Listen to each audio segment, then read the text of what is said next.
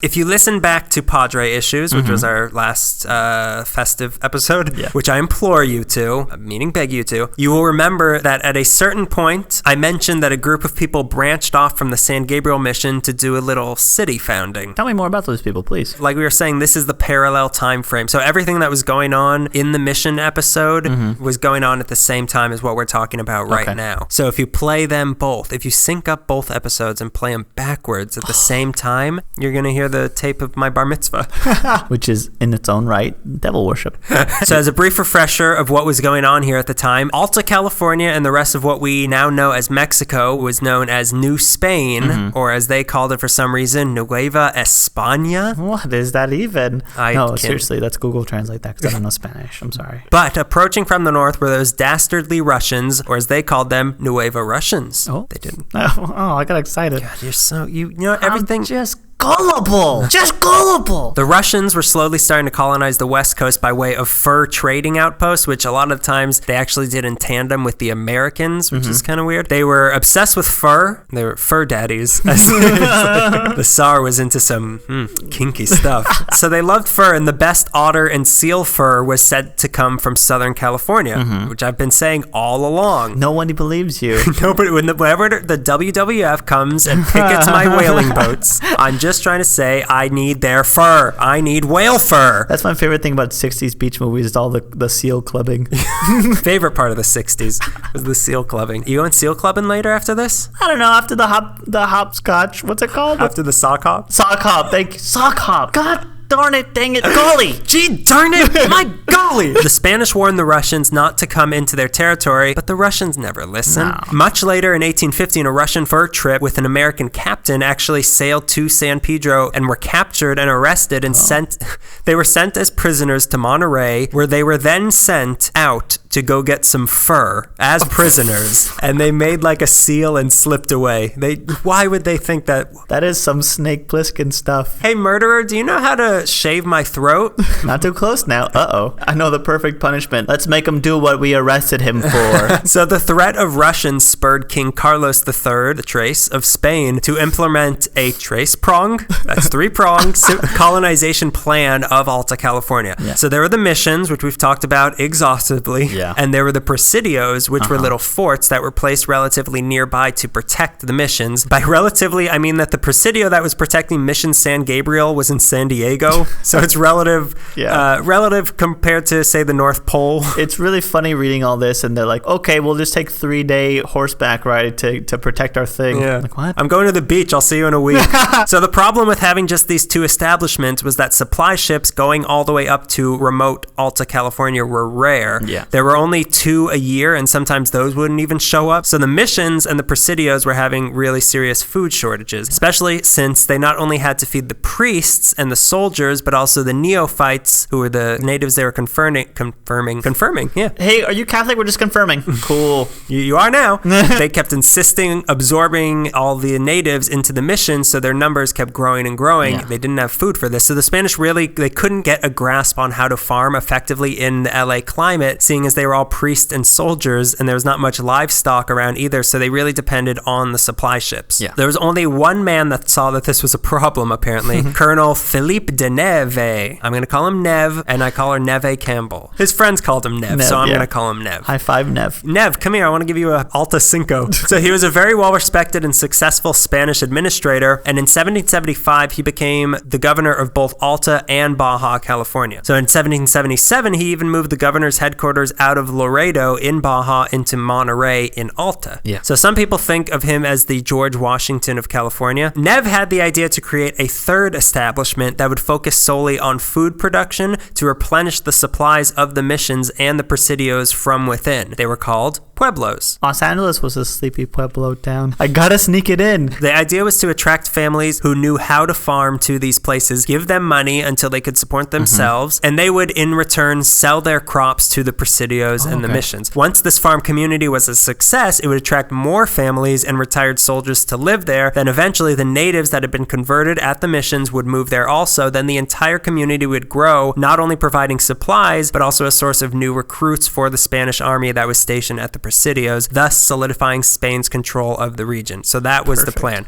In 1777, Neve went on a scouting mission to examine the water and soil conditions of the areas between San Diego and San Francisco to find good locations for settlements. The first location was decided on in a plain near the San Francisco Bay that went on to be settled first because the food problems up there were more severe. This pueblo became San Jose. For the second location, Neve revisited a spot first eyeballed by Spanish ojos much earlier by a man named Father Juan Crespi, who first came to the area in 1769 on his expedition from San Diego to Monterey. He saw the LA Basin and the then lovely LA River and the Keach village of Yongna right on its banks, and he knew... I just have to go steal that.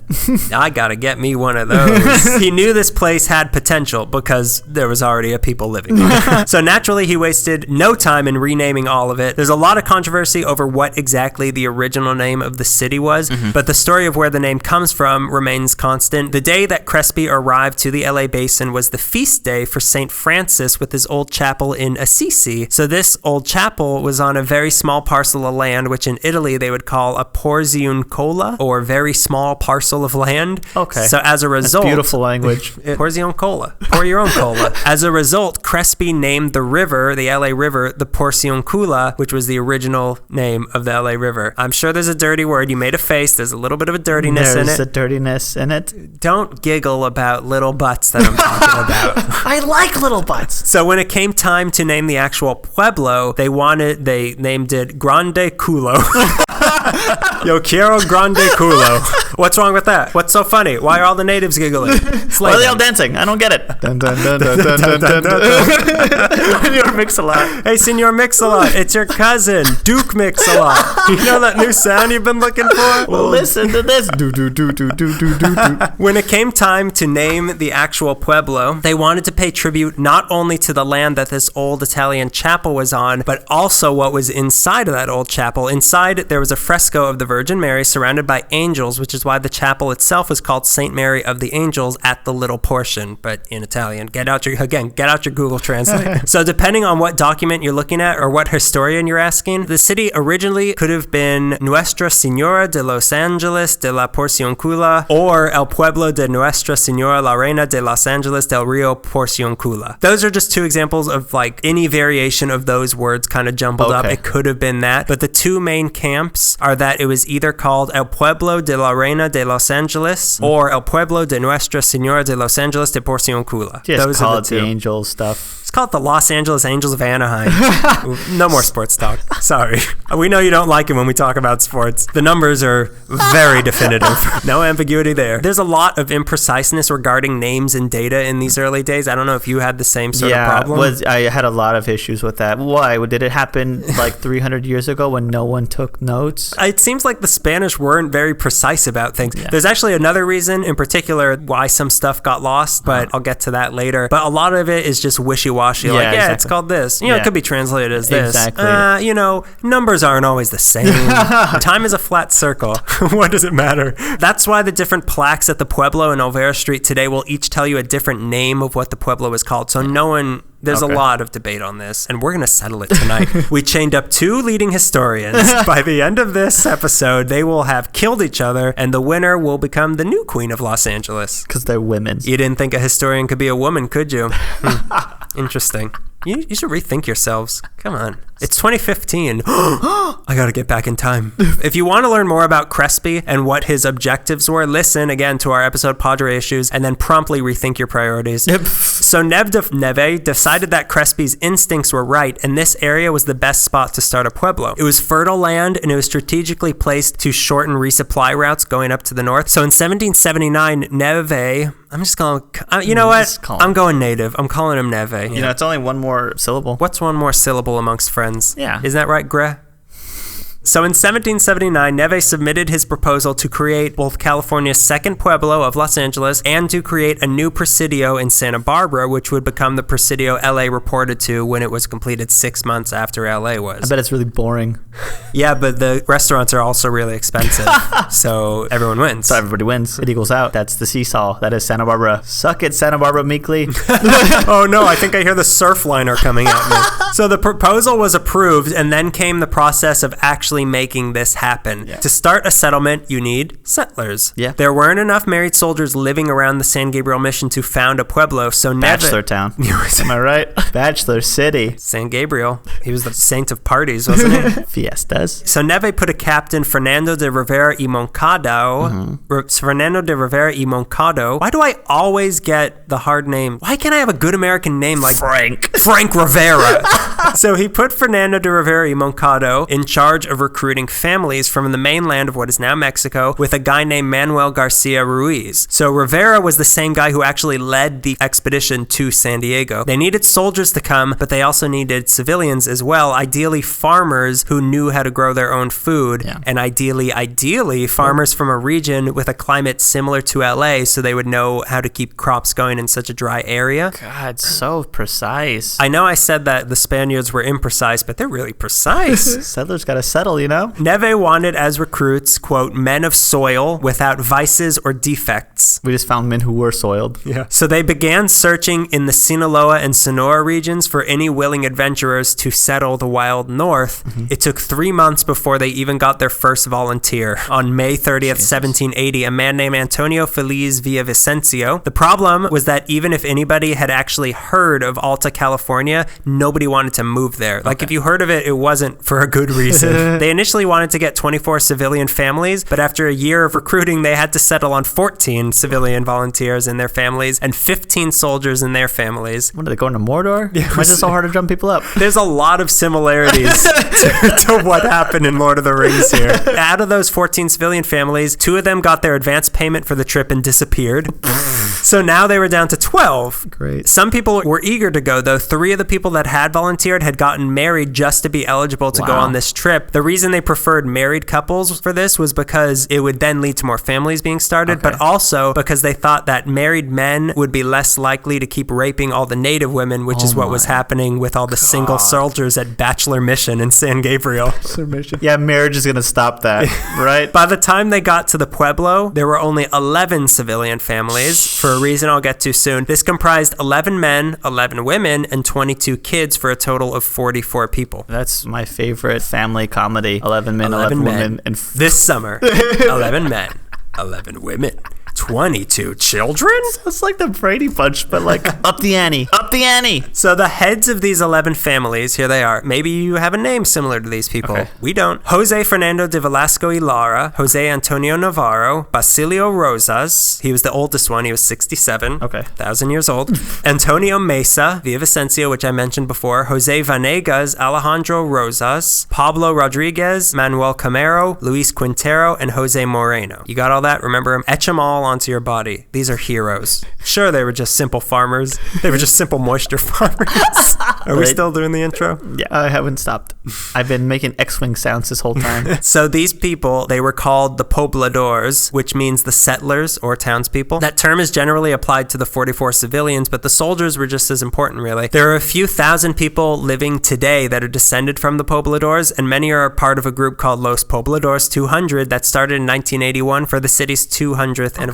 As racial as it is, it's worth noting the races of these pobladores. We talked about it a little bit in our Central Avenue episode. Of the 22 adults in the group, only 2 of them were actually Spanish. 4 of them were native. 1 was half native, half Spanish. Notice I'm not using the very specific racial terms that exist for these sorts of things. 2 were black. Oh, I used it. 2 were half black, half Spanish, and all the women were either native or half black and half Spanish. That means that over half of the pobladores had immediate African ancestry. Quintero was even the son of an African slave. Oh, really? It wasn't just a bunch of leche white Spaniards that were coming into town. It was a pretty diverse group of people. I'm wondering why these volunteers, as it were, why they're so eager to settle, because they wanted a big piece of land that they could probably turn into something. Well, yeah, I think I don't know, like I can't get in the mind of a poblador. I think the draw was just like, the same reason people from the East Coast came to the West Coast. That's true. That's true. oh, I'm a little adventurous, but I still want to have a lot of land where I can be alone, but in Spanish. There's even a plaque at Olvera Street that notes the exact races of the pobladores, which wasn't even officially recognized that most of these people were black until 1981 when that plaque went up. If you can believe it, some people are pretty racist about this.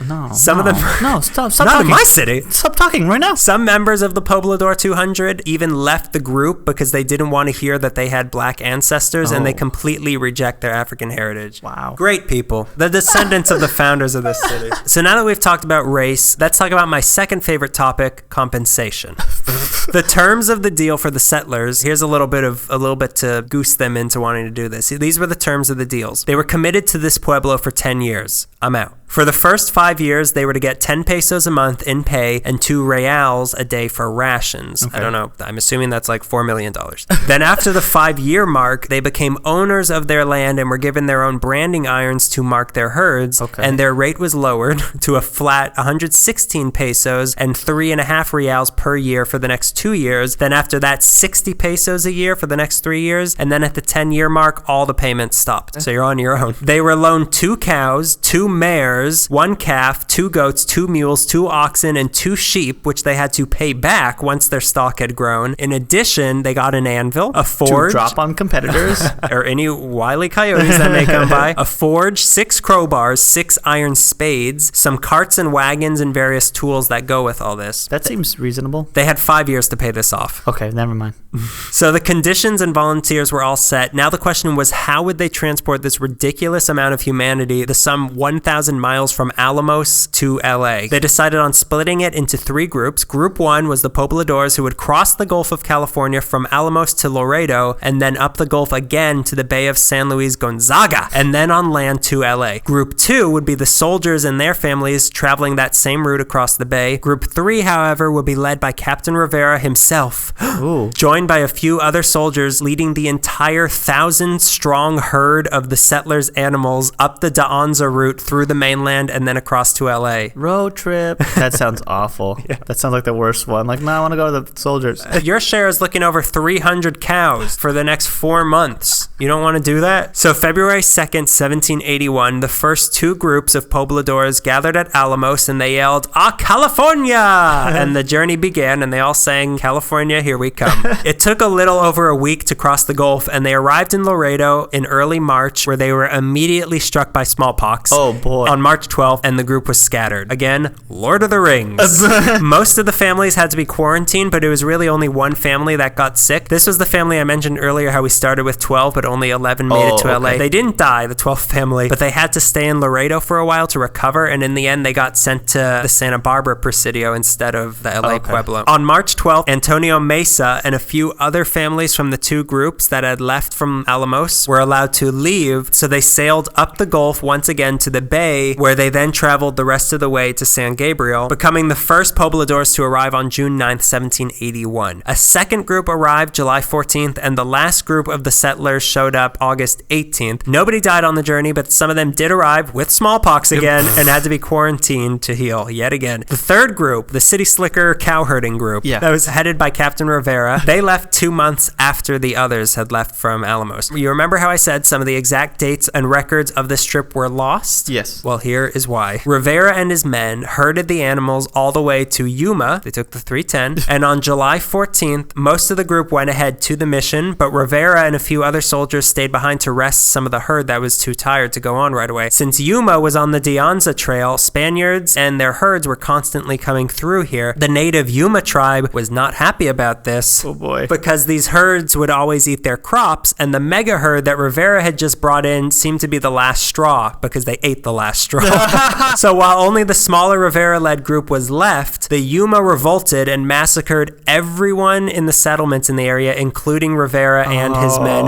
Then they drove away the rest of the herd, and all the records he had were lost. Then a few days later, the other part of Rivera's group came back from dropping off the herd at San Gabriel to find Rivera dead, and they themselves were attacked and lost some of their men. And with this incident, the De Anza Trail was pretty much shut down. So now back to San Gabriel. Wow. Yep, we could have had so many more cattle. Yuma! Yeah, you did it again. So the romantic idea of the founding of LA is that on September 4th, 1781, all 44 pobladores marched triumphantly out of the San Gabriel mission to their new home 9 miles away at the Pueblo, with Neve waiting for them on the banks of the LA River and the Quiche watching in amazement as they all marched in to take their land. There's even a brick path from the mission to the Pueblo that supposedly traces their exact route. They have an annual walk put on by Los Pobladores 200 that follows this path every September 4th that you can go to. They've even been having a parade every year since 2011 on this day to celebrate the founding, but wake up, people. In reality, there was no grand ceremony. The truth is that the families didn't even all walk down to the Pueblo together. Some of them skipped, others just hung back like, nah, fashion to be late. Some ran. They were just so excited. Like I said, after smallpox hit them in Baja, they got splintered into 3 groups that have arrived weeks apart, like I said. And since their contracts involved the Spanish government paying them constantly for the next 10 years, they wanted to get the timers counting down on those contracts as soon as possible. So as the groups arrived, they wasted no time in sending them straight to the Pueblo as soon as they could, no matter what time they came. Yeah, okay. So there was no grand ceremony. There was no dramatic meeting of land distribution. When those first few families arrived in June 1781, they just sent them right over to their new homes, and that was that. The city was founded. Hooray. Oh, you're here? Yes. Over there. Yeah, sign this. Go. Your bunk bed's over there. It started with a whimper of 4 families and 4 soldiers. That's all it was. Then as the rest of the pobladores trickled into the mission, they were sent over there too. Now, where does the September 4th date come from that we all love to celebrate? That's just when the Pueblo's first financial records were recorded and Neve submitted them to his supervisors, so that's when they considered it to really be official, I guess. So we're founded on an accountant's late tax report. Happy Financial Petition Day! This is the most beautiful financial petition day I've ever seen. Did you get me anything for a Financial Petition Day? Yeah, I got you a notary stamp. So it's really just an arbitrary date. So now for the Pueblo itself, in May of 1781, Neve came to San Gabriel to lay out the actual physical plans for the Pueblo. Okay. The location itself they decided on was pretty much on top of the Quiche village of Yongna. Oh. That original location isn't exactly known because the Pueblo had to be moved definitely once and maybe twice to get away from the winter flooding of the LA River, the little Kula River.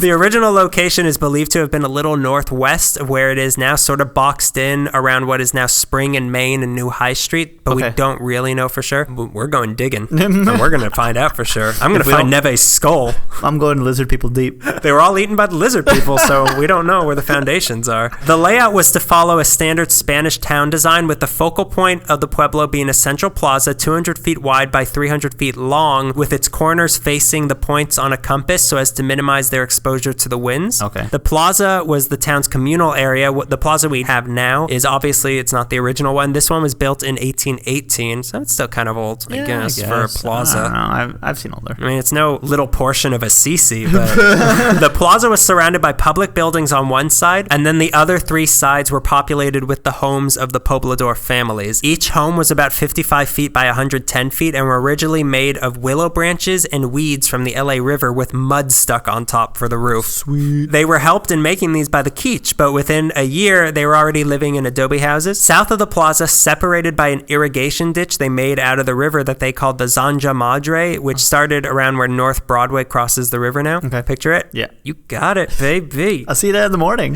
Floating. With cement on my feet. So south of the plaza were the farm plots that each family was given to tend. They called these plots of land suerte, meaning luck, because again, they considered themselves so lucky to be given their own land. Right. So that was what LA looked like year one. But year one was not exactly promising. There was concern that the settlement wouldn't last. The crops didn't come in well. There were 11 families. 3 of the families were banished from the Pueblo for being lazy. Wow. Yeah. You can get banished for that? They were the Zafrans, the Gonzalez, and then the Zaf Collinses. The mission reported back to the mainland that to this Pueblo there arrived 11 pobladores, and of these, 8 alone are of any use. Wow. So Lara, Antonio Mesa, and Quintero and their families were deemed useless to the Pueblo and themselves, and the situation was considered serious enough that Padre, now Saint, Junipero Serra, himself came up here to banish them and lay down the law. Don't wake Padre. Who dares fee, fi, fo, crucifix. Serra even spent the night at the Pueblo itself on March 18, 1782, a saint in our midst. It was haunted. If he can last the night, then he got the village. He could not last tonight. So on March 26th of that same year, the three families were expelled. Boy. Lara and Quintero went up to Santa Barbara, which seems to be the haven of all the ill and the lazy, and nothing was ever heard of Mesa again. Not much has changed. Hey, they have good sushi. Luckily, they had found another family that was willing to relocate up there to take their place, but a new 10th family didn't show up until 1786. Damn. So things were a little rocky at first, but spoiler alert, the city survived. By April 1872, the Pueblo was mostly built and on its feet, so most of the soldiers that had come with them were sent to the new Presidio in Santa Barbara because they sort of like, yeah, you got this. Yeah. We'll be hanging out by the beach in Santa Barbara. They've got a really cool art walk. The early Pueblo crops were corn, pepper, and grapes that came from the mother vine at San Gabriel that we talked about. Again, refer to Padre issues. Yes. They were also eating a lot of beef jerky from the local beef jerky vine that we also talked about in Padre issues. And boy, was that thing coming in. It's coming in thick and leathery. As currency in the beginning, before Spanish coins took over, they used the native ponco, which was a string of clam shells. The more clams on it, the more valuable it was. This is where calling money clams comes from. What? But it wasn't just a Keech thing. I think a lot of tribes did this. Okay. Ponco is also now a game on The Price is Right. Is it really? No. I think Plonko might be. I haven't seen The Price is Right. You can tell me anything about The Price is Right. I'm like, really? Look, he'll never believe. Let's tell him a little lie here. Drew Carey hosts it. He'll never believe that. He's not even working anymore. That fat boy? Well, I got news to break, Greg.